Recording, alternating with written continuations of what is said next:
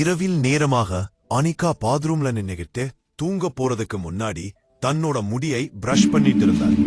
Lights flicker ஆனது. ஆனா அவ அதை கவனிக்கல. திடீரென்று ஒனைரோட ரிஃப்ளெக்ஷன் புன்னகைச்சது. அனிகா செய்யாத ஒரு குளிர்ந்த விசித்திரமான புன்னகைப்பு. அசையாமல் அவ பார்த்துக்கிட்டு இருந்த போது அந்த ரிஃப்ளெக்ஷன் அதோட கையை உயர்த்தி மூடு பனியால் நிறைந்த கிளாஸ்ல உள்ளிருந்து ஹெல்ப் மீ என்று அமைதியாக எழுதி. அனிகா பின்னால் தடுமாறினாள். ஆனா அவளோட கால்கள் நகரவில்லை. அறையின் காற்று பனிக்கட்டியாக மாறியது. அவளோட ரிஃப்ளெக்ஷன் அதோட உள்ளங்கையை மிரர்ல அழுத்தி வைத்தது, கண்கள் கெஞ்சுவது போல. பிறகு அதோட பக்கத்துல கிளாஸ்ல இரண்டாவது முகம் தோன்றியது. வெளிரிய உள்ளிருந்த கண்களுடன் அவளோட பெயரை விஸ்பர் பண்ணிக்கிட்டு இருந்தது. லைட்ஸ் போய்விட்டது. இருட்டில் அனிகா ஒரு மெலிதான எதிரொலிக்கும் சிரிப்பை கேட்டாள்.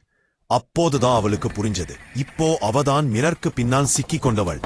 தன்னையே அறையை விட்டு வெளியே போவதை பார்த்து கொண்டிருக்கிறாள்.